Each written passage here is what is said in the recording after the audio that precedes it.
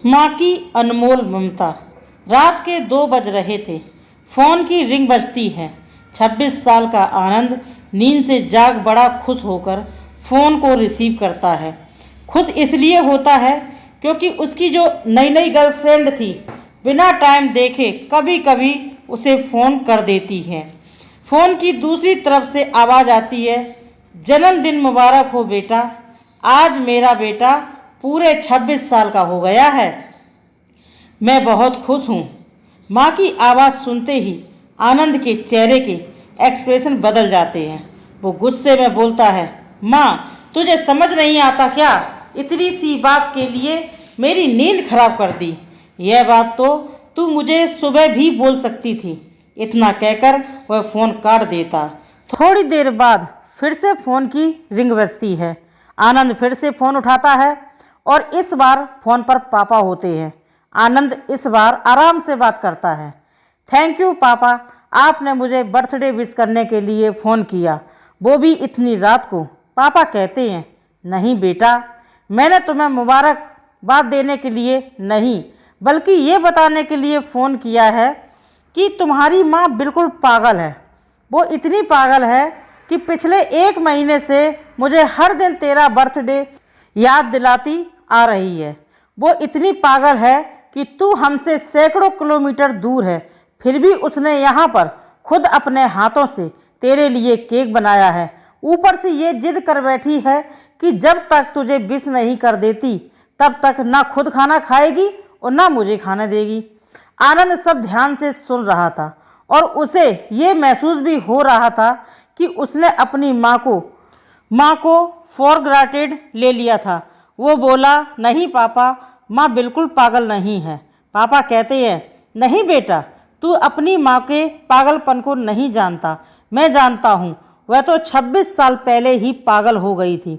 जब डॉक्टर ने उसे कहा था या तो हम बच्चे को बचा सकते हैं या आपको, उसने बिना 1 सेकेंड भी सोचे बच्चे को बचाने का फैसला ले लिया और मुझे भी कसम देकर उस फार्म पर साइन करने के लिए मना लिया था जिस पर लिखा था उसकी ज़िंदगी इस ऑपरेशन से खतरे में और अगर उसे कुछ होता है तो उसके जिम्मेदार डॉक्टर नहीं होंगे।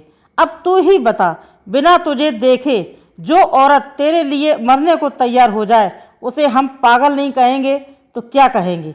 इतना कहकर पापा ने भी फ़ोन रख दिया।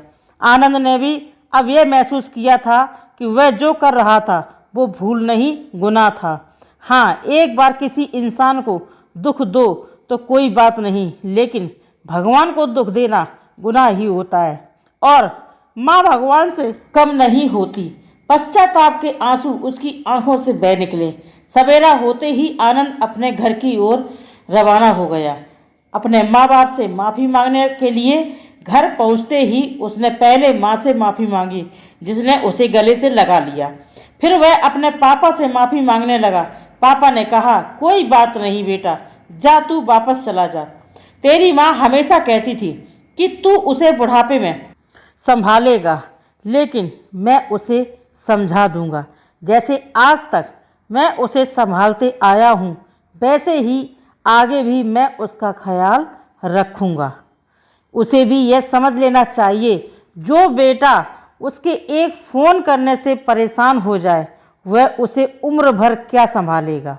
अपने बेटे को परेशान देख माँ आगे आती है और पापा को कहती है, जाने दीजिए, माफ़ कर दीजिए, हमारा ही बेटा है। माँ की ममता का मोल ना कोई लगा पाया था, ना कोई लगा पाएगा। 9 महीने प्रसव की पीड़ा सहन करके हमें नई जिंदगी, नई दुनिया में लाने वाली माँ ही हमारी हर गलती को माफ़ कर सकती है। बाप की ऐसी कड़वी बातें सुन आनंद की आंखें बहने लगीं। वो सर झुकाए अपने बाप के सामने चुपचाप खड़ा रहा। दोस्तों, इसीलिए कहते हैं माँ बाप की कद्र करना सीखिए। दोस्तों, माँ अपने बच्चे की बड़ी से बड़ी गलती को माफ़ कर देती है, दिल पर नहीं लगाती है। और साथ ही साथ इसीलिए दोस्तों आपसे एक रिक्वेस्ट है कि आप अपने माँ पापा की इज्जत करें, उनका सम्मान करें और उनको टाइम दें और मीठा बोल बोलें। बस इतना ही चाहिए माँ बाप को। तो इसलिए आप भी खुश रहिए, माँ बाप को भी खुश रखिए। कहानी पसंद आई तो लाइक करें, दोस्तों में शेयर करें, चैनल को सब्सक्राइब करें। मैं मिलती हूँ नई कहानी के साथ, तब तक के लिए नमस्कार।